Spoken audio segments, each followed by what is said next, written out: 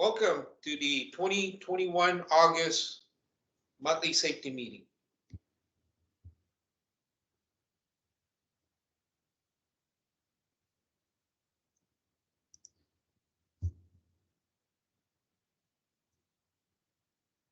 Our vision, we will deliver the best customer experience with industry-leading safety, reliability, and innovation. What does it mean to you? What part do we play in achieving this vision?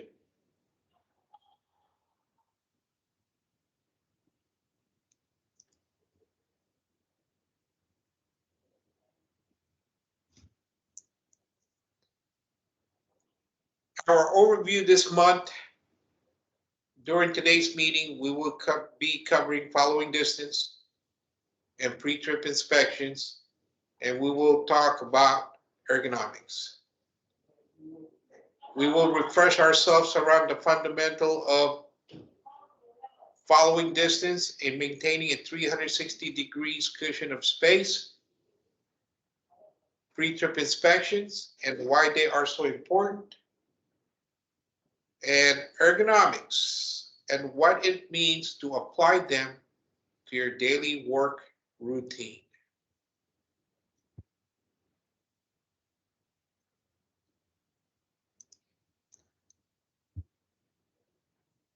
But before we go to the main menu, I just want to let all drivers know that I appreciate what you do every day,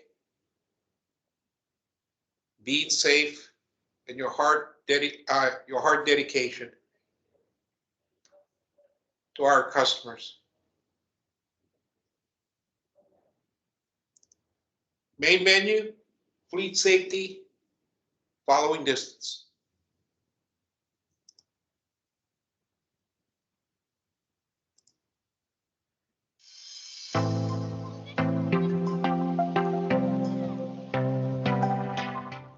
Following distance.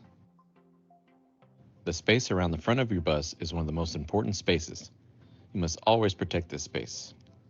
Improper following distance can cause you to rear end the vehicle in front of you. We're going to talk about the three factors that help maintain proper following distance.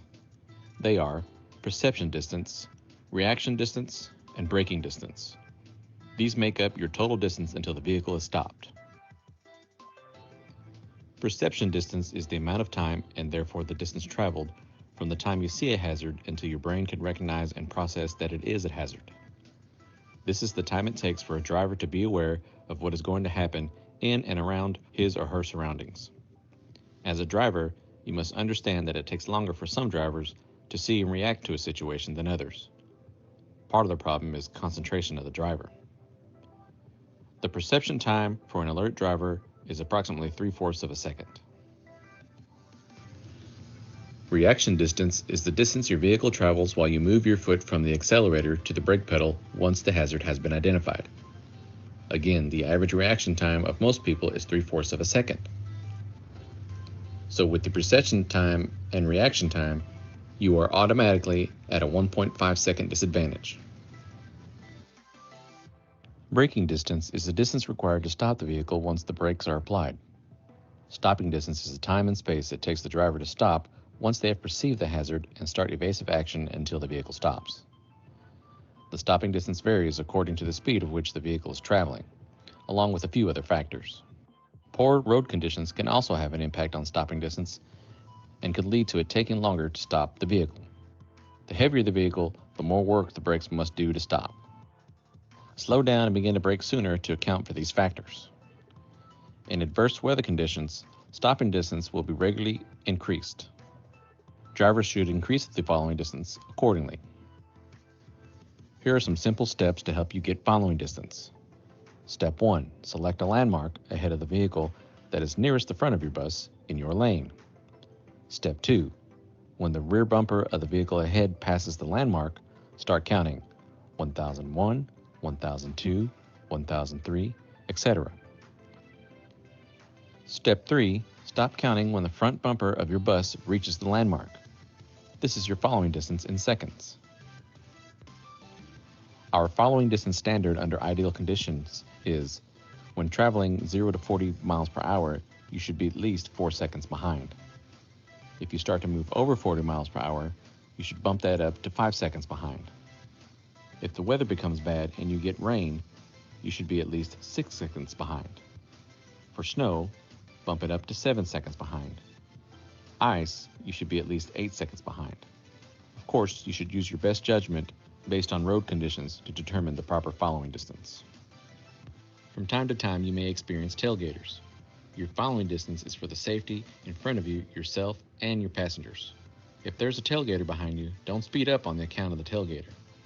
Slow gradually and let them pass. Are you ready for a challenge? Let's talk about the 1 = 44 awareness challenge. It takes a professional driver approximately 1.5 seconds to recognize a hazard and react. When you are traveling 30 miles per hour, you are covering 44 feet per second. Will you be aware and react in time? Remember to look far enough ahead to get the overall view of the road and be prepared to react. Challenge yourself to be aware.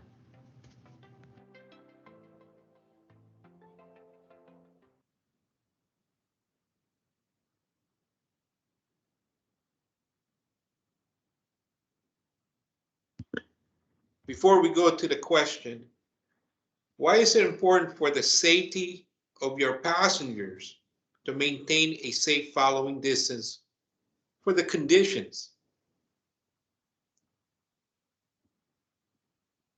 Passenger injuries occur when we turn our passengers into a bowling ball by making hard brakes.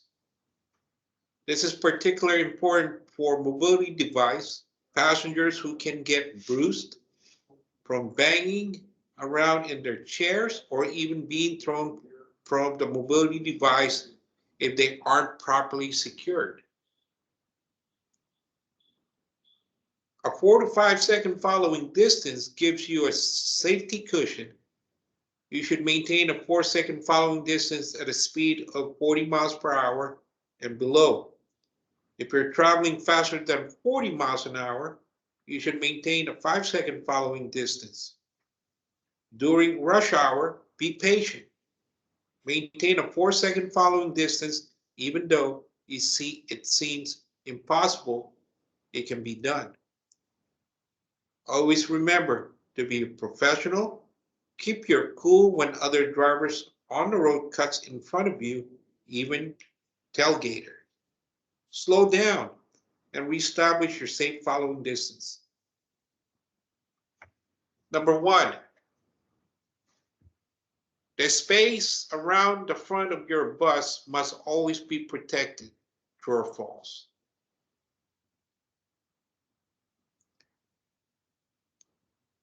If your answer is true, that is correct. Improper following distance could lead to a rear-end collision with the vehicle in front of you. You must adjust your following distance according to your speed and the conditions on the road and your driving environment.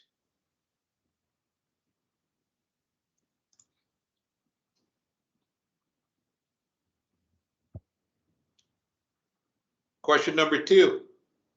Reaction distance is the distance your vehicle travels until you recognize a hazard. True or false?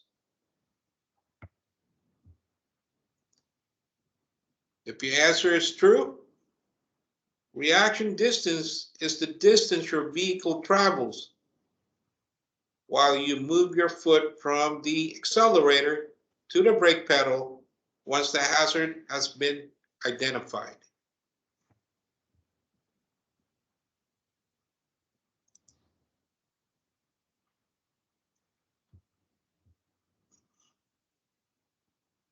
Question number 3. What is the following distance standard for the amount of seconds between the vehicle in front of you to have when traveling at 40 miles an hour?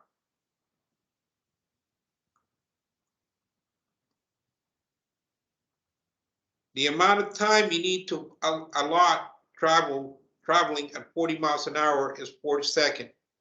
Use your reference points and count by using 1/1001, 2002, 3003, and so on to obtain a 4-second following distance.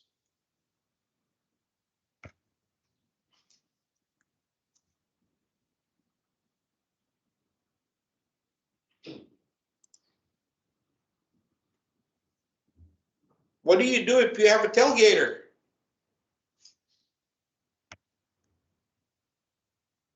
Well, don't speed up. Slow down gradually and let them pass. Don't let them dictate how fast you are traveling, and make sure you always maintain a proper following distance for you and your passengers' safety.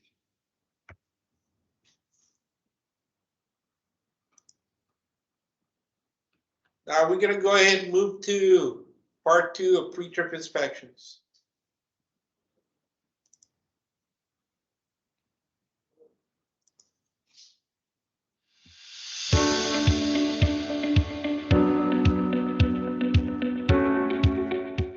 Hello. Let's take a few minutes to talk about pre-trip and post-trip inspections. Pre-trip and post-trip inspections are a very important part of your duties as a professional operator. Pre-trips help you make sure your vehicle and its systems are functioning properly and are in good working order and are safe to operate. Pre-trips are designed to maintain the safety of your vehicle for you and your passengers. You need to know how to look over your vehicle effectively and note any issues you find on the DVIR. We have a method we follow that helps guide us through the pre-trip process, so we don't forget to check anything. You may have heard the comparison of an airline pilot and how they have a detailed checklist they must complete before every takeoff. As you can imagine, it is very important that they not skip through anything or any area on their aircraft to ensure their safety and the passenger's safety. You don't want anything to fail or go wrong 300,000 feet in the air. Likewise, an inspection of a passenger carrying vehicle is just as important. So think about it. You also don't want anything to fail or go wrong when you're out delivering service for your customers. Your mission as an operator is to never put a vehicle with a safety-related defect into service. Completing a pre-trip will help you accomplish that goal. Here is what these inspections do for us. Increase overall safety by revealing defects, dangers, or problems before they lead to major consequences. Prevent crashes and fires by identifying major defects early so they can be fixed. Limit vehicle downtime by finding and fixing small problems rather than having to react to a major problem. Prevent breakdowns on the road and costly towing and repairs. Prevent interruption of service for our passengers and enhance the customer experience. Comply with the required federal and state regulations. The bottom line is this: inspections help stop accidents before they start. Next, we'll discuss the DVIR. The DVIR will help you document and record anything you find wrong during your pre-trip inspection. The DVIR will also be used by maintenance personnel to correct any of the defects you indicate. It can be in a paper format or digital, depending on what your location's procedure is. The DVIR must be filled out accurately and completely for each vehicle you operate. You must be satisfied that the vehicle is in safe operating condition. Only the operator that will be driving the vehicle will need to fill out the DVIR. What is it that has to be checked when performing a pre-trip inspection?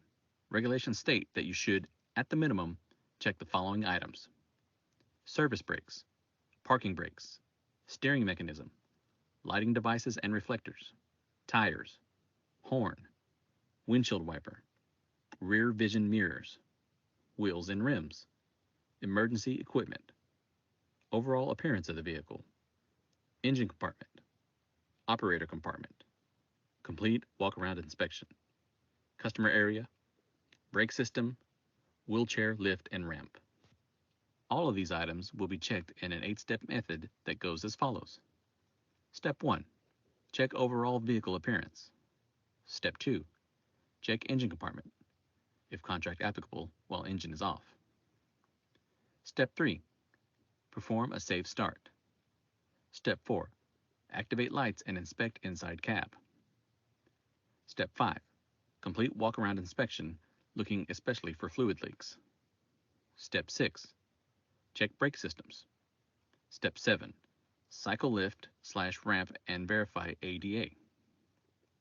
Step 8. Check customer area inside the vehicle. This list is just an overview of a very detailed process that will help you complete a thorough inspection. The pre-trip inspection is very detailed, and all of the aforementioned areas need to be complete within the time allotted. You also have to be in compliance with company guidelines and DOT regulations. These items are very important to the safety of your vehicle and your passengers, so you can deliver excellent customer service. Thank you.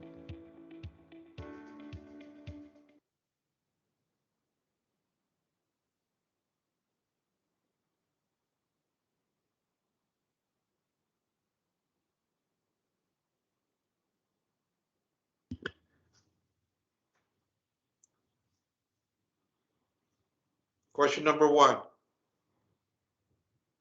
Pre-trip are designed to maintain the safety of your vehicle for you and your passengers. True or false?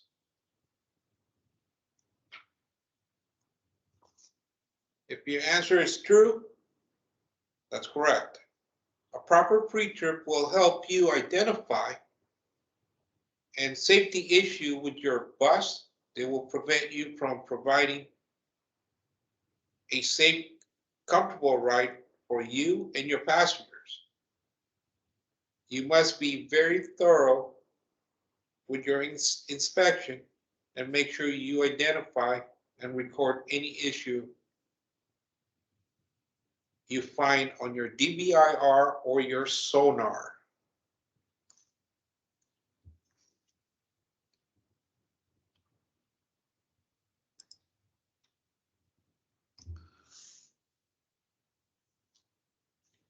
Number 2, your mission as an operator is to never put a vehicle with a safety-related defect into service.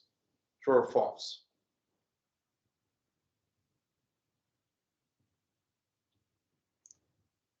The answer is true. If you identify a safety issue during your pre-trip inspection with your vehicle, it is your responsibility to make sure the issue is recorded and taken care of. You are never to operate a vehicle with a safety-related defect.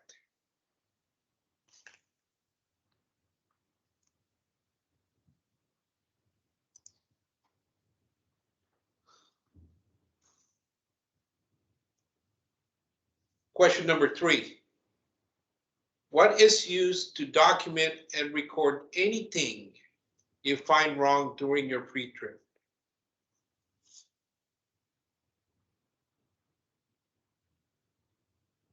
DVIR, a DVIR or sonar. It's a document used to record any defects you may find on your vehicle. It can be in a paper format or digital format, depending on what your location has in place. This document is what the maintenance department will use to correct any defects indicate. As we know, in 588, we do have sonar. We use the DVIR if the sonar in the bus is not working properly.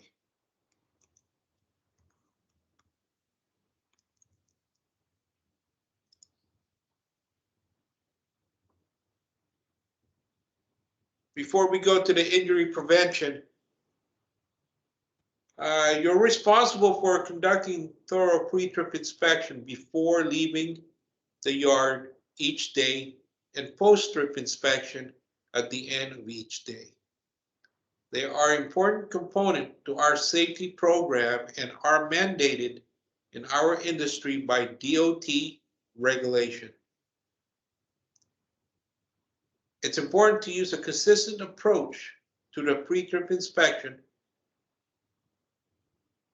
Follow the step each time you perform a pre-trip. At the end, each run, and conduct a post-trip inspection. In your prevention part 3, ergonomics.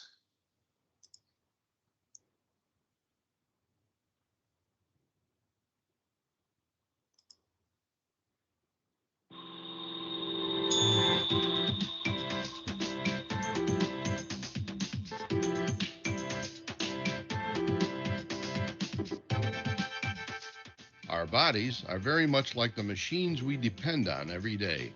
When we use them for lifting objects, we should be aware that we are applying proper mechanics to avoid injury and support a longer, healthier life. Here are the top 10 rules for lifting. 1. Do not try to lift objects if you are unable to get a good grip, even if they are not heavy. This includes items that are too bulky, awkward, or too large to handle securely. 2. Don't move or lift objects by yourself if they are heavier than 40 pounds. Get help or use some type of mechanical aid. 3. To pick up an object that is lower than the level of your waist, keep your back as straight as possible and bend at your knees and hips. Do not bend forward at the waist with your knees straight. Use the short stop position. 4. Never twist while under load. Turn your feet. Do not twist at the waist. Twisting takes your spine out of alignment and makes you vulnerable to injury. 5. Stand with a wide stance close to the object you are trying to pick up. Keep both your feet flat on the ground. Make sure you have firm, dry flooring. 6. Straighten your knees in a smooth, steady motion. Don't jerk the load up. 7. When reaching overhead, use a step stool or ladder to bring yourself up to the level of what you are reaching. 8. Get your body as close as possible to the load. Keep your elbows in tight to your sides. 9. Always use 2 hands to lift the load. 10. Make sure you can see the top of what you are trying to lift. Any unseen object can slide off and strike your head, face, or eyes. These are the top 10 lifting rules. Follow them to avoid injury. Now let's talk about ergonomics in the driver's seat. Proper positioning of the seat for good posture. Adjust the depth and height of the seat so your feet can comfortably reach the pedals and ensure they can be pressed all the way through. The seat should be adjusted so the arms are slightly bent to grasp the steering wheel at the 9 and 3 position. Back is straight against the seat and will not be stretched forward when using push and pull method when turning. The thighs should be completely supported by the seat. The back of the knee should be about 1 to 2 inches from the seat cushion. Now let's talk about the tilt of your seat back. Adjust the seat back so you're sitting nearly completely vertically or upright. At most, you should be tilted back 10 degrees. The lumbar support should fit comfortably into the curve of your lower back. Your back should not be rounded. Always maintain the natural curve of your spine, even in the driver's seat. Ensure the back is leaning on the backrest from the buttock to the shoulder blades. Adjust based off your comfortability. The neck support should reach the base of the skull, the large bump on the back of your head, without you having to move your head backwards. If needed, adjust the built-in cushioning at the middle and low back so that the seat is molded to fit the individual curve of your spine. If the built-in adjustments are not sufficient, you may consider adding your own cushions, such as a folded towel or a sweater. Here are some tips to follow when driving. Lean your whole trunk forward, tilting from the hip joint to see better, rock and roll in your seat, reach any controls in front. Do not move your chin or head forward to see better or let your shoulders or shoulder blades round forward. Lean forward from your hips. Do not slump down over the steering wheel. Note the posture of your back at any given time and keep it vertical. Ergonomics also comes into play when you're securing and releasing wheelchair straps. Keep your spine straight as you reach for the straps or other controls. Bend from the hips and knees instead of from the waist. This will help limit the strain on your back. Remember, be mindful of your posture and your body mechanics, always checking in with yourself and practicing safe and healthy habits. Doing this will ensure a safe day at work and another trip home injury-free to the ones that count on you.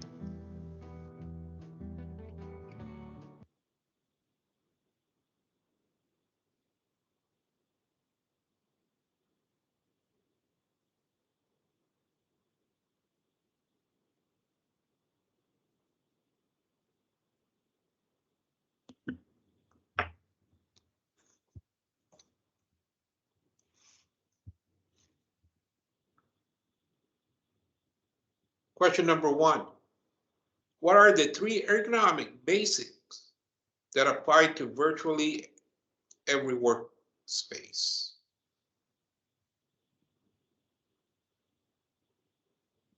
Number 1, proper posture. Number 2, managing forces. Number 3, excessive repetitive motion.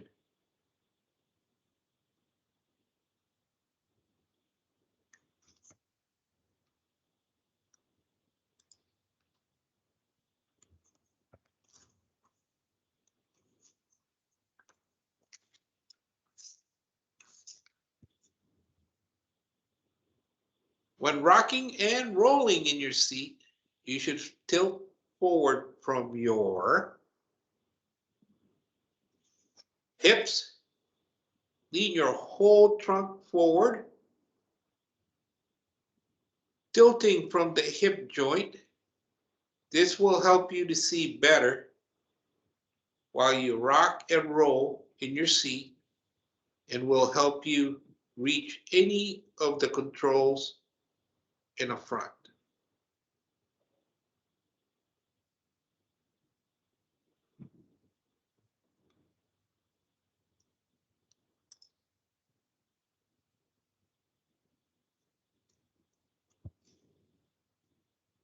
Number 3, bend from the hips and knee instead of from the waist when securing a mobility device. True or false?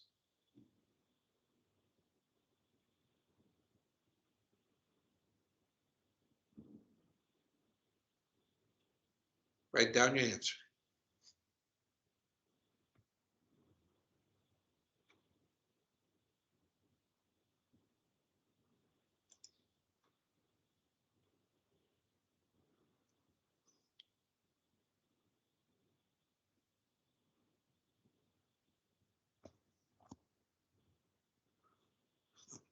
Now we're going to review a couple of drive cam review. We're going to start with video 1.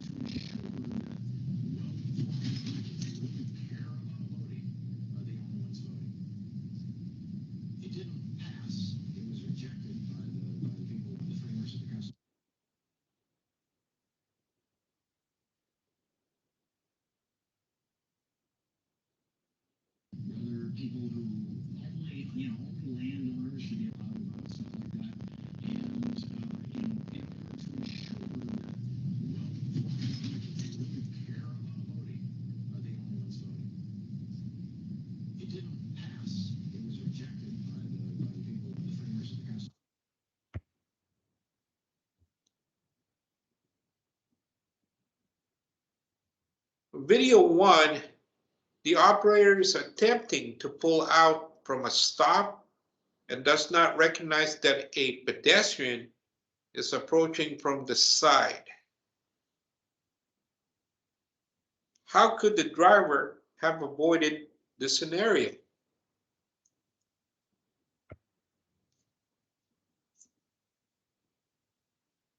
Make sure you rock and roll in your seat. and clear all your blind spots. Lean back and forth and use your mirrors. Anytime you come to a stop to let passengers on and off the bus, you need to anticipate which direction they may be walking and make sure it is clear to proceed.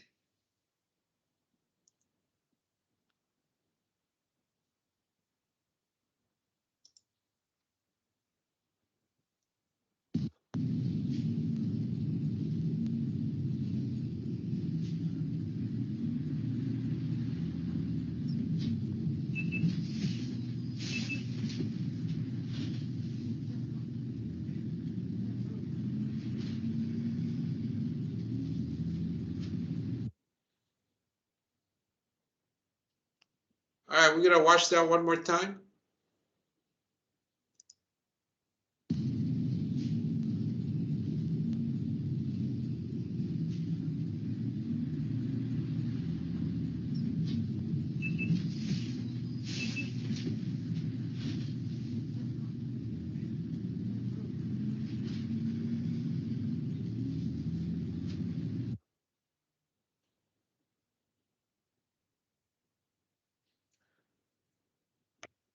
In this video, the operator is traveling too closely behind the vehicle in front of him and does not have the proper following distance established, and the vehicle in front come to a sudden stop. How could the driver have avoided this scenario?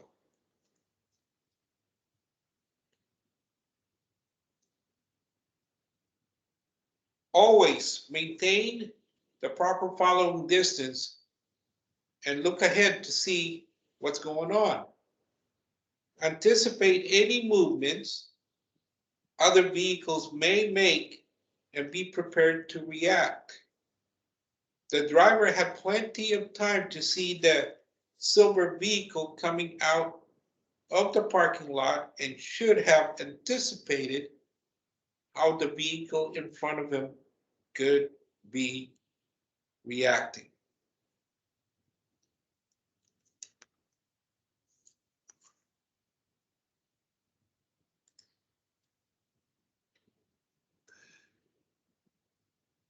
Thank you for your undivided attention and your commitment to safety. I also want to thank you for your hard work and dedication. And thank you for watching the August safety meeting. Thank you.